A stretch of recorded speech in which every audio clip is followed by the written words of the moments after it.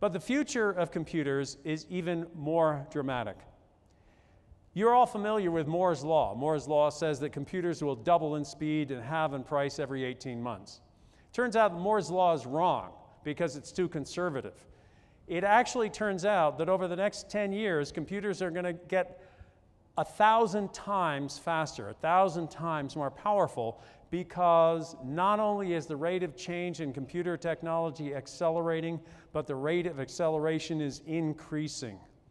So today, computers are doubling every 10 to 11 months, not every 18, and the period keeps getting shorter and shorter.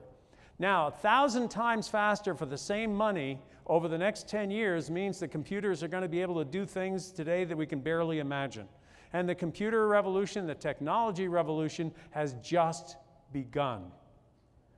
And it's going to have big implications, and in a lot of different areas, but I'm going to highlight one in particular, and that is the emergence of what might be called everyday robots and computer intelligences.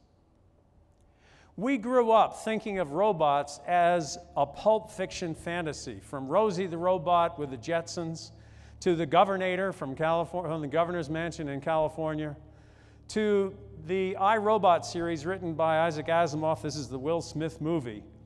But over the next 10 years, robots are going to move into our everyday life, and they are already. That's a bomb disposal robot. This is an exoskeleton, which is a robot that is worn to increase strength and stability. That's the Da Vinci surgical robot used for keyhole skeletons, or keyhole surgery. We're now moving into an era where we are going to start encountering robots in our daily life, including humanoid robots like the HRP-4C. This is a robot, not a puppet. And it moves almost like Frankenstein's monster, very stiff and very difficult, very deliberate. 18 months later, in October of 2010, its mobility increased dramatically. Now, if you go online, these come from YouTube, of course. If you go online and look at the HRP dancing robot, I warn you, it's hard to tell which is scarier, the singing or the dancing. This is Asimo, which is built by Honda. It took Honda 20 years to be able to build a robot that could walk on 2 feet. The US Army is concerned that its infantrymen now have to carry a pack that sometimes exceeds 100 pounds. Boston Dynamics developed a robot, this one, called Big Dog, which can carry up to 300 pounds with the idea that a robot could carry the gear more effectively and make infantrymen more efficient. You're not going to see a robot in your home over the next 10 years because they're going to be expensive. Within 10 years, a robot capable of doing housework will be the price of a high-end luxury vehicle, which is why, by the way, all the car companies are interested in robots. They see it as the next big consumer durable, and they want to be there. But you are going to start to experience them in other ways. There are already fruit-picking robots that are being used. They're pretty finicky, and they can be problematic, and they can have problems, but they are going to get better and better as the computers become faster and smarter. And we are going to start to see them in customer service and industrial environments. You are going to start experiencing robots on a daily basis. As well, we're going to start to experience computer intelligences.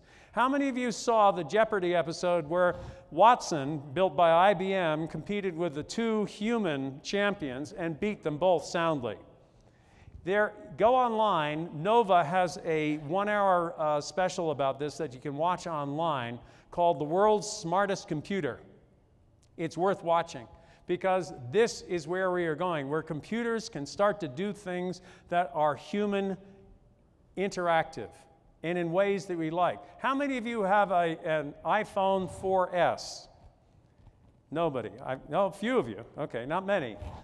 You have one of the early examples of where computer intelligences are going to be part of your life. It's a very rudimentary thing. For those of you who don't know what Siri is, it is a computer genie or avatar or butler, call it what you will, that you can talk to and ask to do things for you.